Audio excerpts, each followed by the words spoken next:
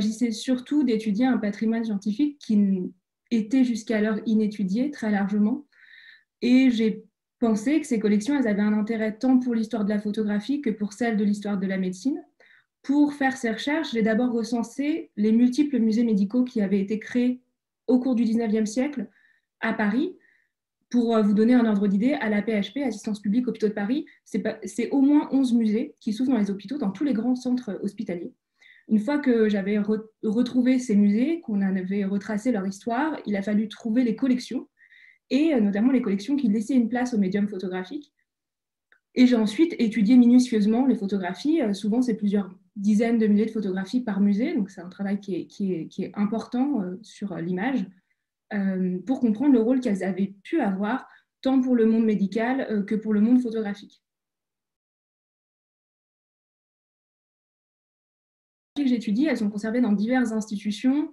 Je peux vous en citer quelques-unes pour que vous voyez un petit peu la diversité, mais c'est à la fois les collections d'anatomie pathologique du Dupuytren qui sont conservées dans une université, celle de l'Institut Pasteur, le ministère de la Défense pour le musée du Val-de-Grâce, par exemple, ou les archives et le musée de la PHP. Dans cette multitude d'institutions, on retrouve donc des collections photographiques qui ont appartenu à un moment donné à des musées hospitaliers, et elles nous racontent de multiples choses selon l'échelle à laquelle on les regarde. Si on regarde l'image, on peut dire qu'elle nous parle des rapports entre le médecin et le patient. Elle nous montre comment le corps médical voit et met en image le patient et sa pathologie. Elle nous montre comment ce nouveau support visuel, qui est la photographie, elle permet de faire circuler les savoirs, de faire circuler l'image du patient, de la pathologie et de sa symptomatologie. Puis on peut regarder à une autre échelle. Par exemple, si on la regarde en tant que collection, elle nous parle de quelles sont les photographies, les cas médicaux qui sont dignes d'être collectionnés. Finalement, quels patients, quelles pathologies les médecins ont décidé de garder en tant qu'objet à collectionner entre la fin du 19e siècle et le début du 20e siècle. Ces photographies, elles nous parlent aussi, quand elles sont classées, ces collections photographiques, elles nous parlent de comment la médecine, elle classe ces pathologies. Pour ça, on parle de nosologie, cette branche de la médecine qui va classer les pathologies. On peut voir comment elle évolue en fonction des collections qu'on va étudier. Et puis, elle nous raconte finalement comment la photographie, elle devient un dispositif diagnostique, d'observation, de suivi du patient. La troisième échelle à laquelle on peut s'attarder, c'est celle du musée dans son intégralité en tant qu'institution. Et là, à l'échelle du musée, elle nous parle de comment la médecine s'est professionnalisée, comment elle s'est spécialisée aussi, et elle nous raconte comment la communauté médicale, elle a écrit son histoire, elle a honoré ses pairs aussi par le fait de construire des musées, de collectionner les traces de leur carrière.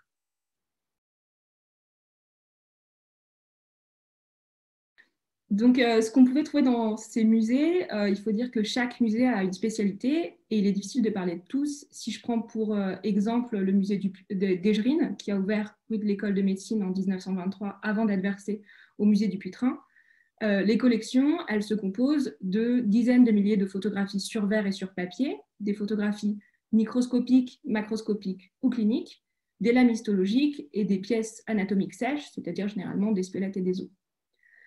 Dans ce musée, la muséographie, elle impressionne par la place qu'occupent les images. Les représentations, elles semblent décomposer le corps en des milliers d'images. Chaque partie du cerveau, chaque membre, chaque symptôme a sa représentation photographique et histologique. C'est comme si finalement, ce musée, il mettait la pulsion scopique de la médecine moderne qui veut tout voir à toutes les échelles et sous tous les angles en scène dans un musée. Certains musées ne vont pas avoir que ce type de pièces. On peut aussi avoir des pièces anatomiques en bocaux. C'est le cas du musée du Dupuytren. On peut également avoir des cires anatomiques. Et les cires anatomiques, c'est la spécialité du musée des moulages de l'hôpital Saint-Louis. On peut aussi avoir des moulages en plâtre. C'est ce que va faire Bourneville en collectionnant les bustes des enfants arriérés qu'il garde à Bicêtre. Ou enfin des dessins anatomiques et des schémas.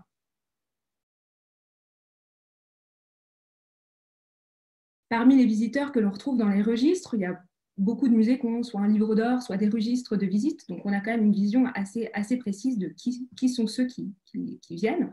On a beaucoup d'étudiants en médecine qui viennent s'instruire par le regard sur ces collections. Ils viennent voir des pathologies rares qu'ils n'ont encore pas croisées ou qu'ils ne vont peut-être jamais croiser. Les cas graves et particulièrement impressionnants qui sont collectionnés dans ces musées. Il y a les médecins, bien sûr aussi, mais il y a aussi un certain nombre de citoyens Parce que si la plupart des musées de médecine, ils ont une vocation ils ont pour vocation d'être un support à l'enseignement de la médecine clinique, il y en a certains qui vont chercher à éduquer la population en général dans le cadre de politiques hygiénistes et de santé publique.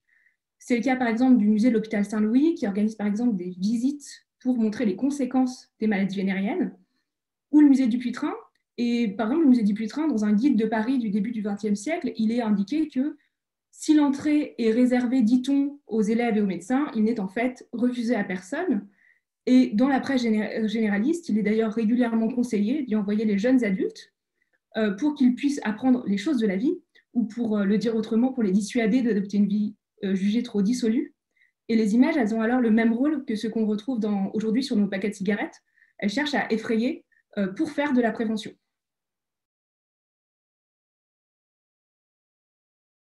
Il y a un certain nombre de musées médicaux qui ont été qualifiés de musées des horreurs par certains visiteurs, notamment et parce que la collection médicale gardant la trace des cas les plus rares et les plus impressionnants, c'est souvent aussi les cas les plus dégoûtants.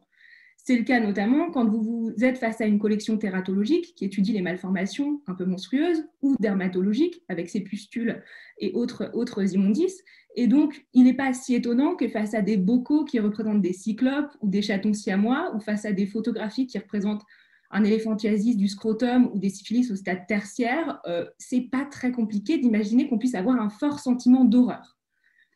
Du coup, l'expression de musée des horreurs, elle va résumer l'ambiguïté qu'il existe entre une ambition scientifique et une mise en scène de l'horreur, entre le rejet et l'attraction pour des musées qui mettent en scène des corps en décrépitude, des pathologies, des difformités monstrueuses.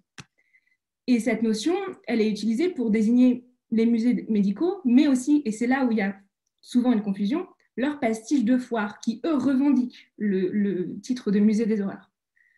Certains pastiches de foire, ils ont pour unique but d'être des musées de l'effroi et ils récupèrent des noms de musées médicaux. Le plus célèbre, c'est le musée du Puy-Train de la Foire de Paris, qui, lui, n'a plus aucune ambition médicale, puisqu'il va montrer des scènes de prostitution et des reconstitutions de faits divers célèbres, mais aussi, et c'est ça qui est étonnant, des moulages de pathologies dermatologiques, par exemple. Et donc, il y a là une confusion qui est alimentée par ces pastiches forains, qui n'ont pas de vocation scientifique, certes, mais qui capitalisent sur le dégoût ressenti par les visiteurs des musées médicaux et qui vont essayer d'en proposer une expérience similaire. Et puis, rapidement, la notion de musée des horreurs, elle va devenir une expression générique utilisée pour désigner tout objet jugé inesthétique. Ça, c'est notamment par la presse et la critique artistique. On va dire que tel tableau est digne de rentrer au musée du Puy-Train ou au musée des horreurs. Et puis, dernière étape de cette notion, en 1899, elle est utilisée, et c'est là où elle va presque se fixer par un certain Auguste Victor Lenepveu qui va en faire une série de caricatures antisémites. Et donc, on voit bien que ce terme musée des horreurs, finalement, il a une histoire très, très spécifique et il est souvent difficile de savoir, quand le terme musée des horreurs est utilisé, à quoi il correspond.